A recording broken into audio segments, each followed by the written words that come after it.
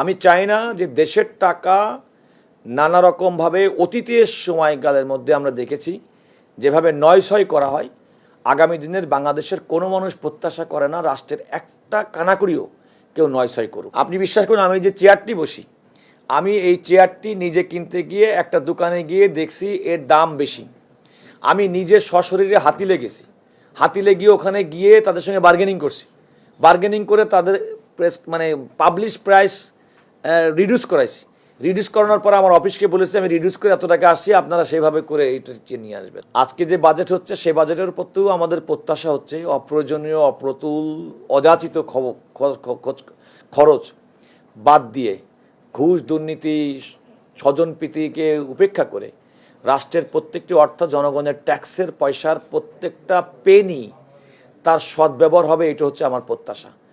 সুতরাং খুব বড় বাজেটের মাধ্যমে যদি আবার কোনো কারণে 30%, 20% লোপাট হয়ে যায়, তাহলে আপনি যত বড় বাজেট করবেন তার তো কোনো লাভ নেই। আমার প্রত্যাশা থাকবে নাগরিক হিসেবে এই বাজেট যে কাজে প্রয়োজনীয়তা, যে কাজে ব্যবহার করা হবে তার একেবারে বলবো না, আমি বলবো সততার সঙ্গে প্রয়োজন যতটুকু ততটুকু আপনারা ডিপার্টমেন্ট ব্যবহার করবে।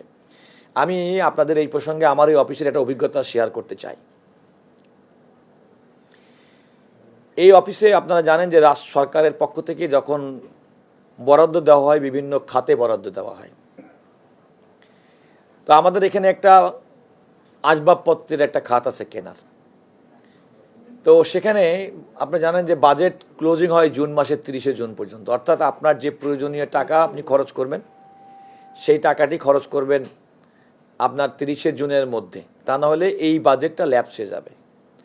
তো আমার অফিসের কয়েকজন কর্মকর্তা বলেছেন, দায়িত্বশীল, যে স্যার এই টাকাগুলো তো আমাদের বাজেটের মধ্যে 30শে জুনের মধ্যে খরচ না করলে এই টাকাটা ল্যাপস হয়ে যাবে, ফেরত চলে যাবো। যাবে তো অসুবিধে কি?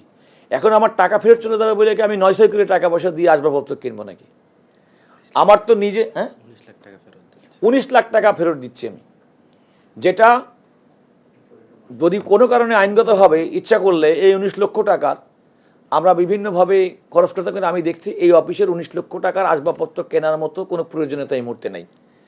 আপনি বিশ্বাস করুন, আমি যে চেয়ারটি বসি, আমি এই চেয়ারটি নিজে কিনতে গিয়ে একটা দোকানে গিয়ে দেখছি এর দাম বেশি। আমি নিজে সশরীরে হাতিলে গেছি, হাতিলে গিয়ে ওখানে গিয়ে তাদের সঙ্গে বার্গেনিং করছি, বার্গেনিং করে তাদের পাবলিশ প্রাইস রিডিউস করাইছি। রিডিউস করানোর পর আমার অফিসকে বলেছি আমি রিডিউস করে এত টাকা আসছি, আপনারা সেভাবে করে এইটা নিয়ে আসবেন। আমি একটা উদাহরণ দিলাম মাত্র। সুতরাং আমরা যার যার অবস্থান থেকে আমাদের কাজ হবে যে দেখেন রাষ্ট্রের এই টাকাটা তো কোনো আকাশ থেকে আসে নাই, জনগণের কষ্টের টাকা, ঘামের টাকা। এর প্রত্যেকটা টাকার একেবারে যথাযথ ব্যবহার হবে, প্রয়োগ হবে দেশের জন্য, মানুষের জন্য, কল্যাণের জন্য। আমি চাই না যে দেশের টাকা নানা রকমভাবে অতীতের সময়কালের মধ্যে আমরা দেখেছি যেভাবে নয়ছয় করা হয়। আগামী দিনের বাংলাদেশের কোনো মানুষ প্রত্যাশা করে না রাষ্ট্রের একটা কানাকড়িও কেউ নয়ছয় করুক, এবং আমরা সেটা সুনিশ্চিত করতে চাই আমাদের যার যার অবস্থান থেকে। এই অফিসে আমি আছি, আমার অফিসে এটা সুনিশ্চিত করতে চাই। আমি প্রত্যাশা করব রাষ্ট্রের প্রত্যেকটা অঙ্গে প্রত্যেকে দায়িত্বশীল। আর আপনারা তো দেখছেন আমাদের বর্তমান প্রধানমন্ত্রী নিজেই তো 80 টাকা 90 টাকা দিয়ে দুপুরে লাঞ্চ করে। এটা তো আমি নিজেও, আমার 2 দিনের সৌভাগ্য হয়েছে। তো আমরা যদি এই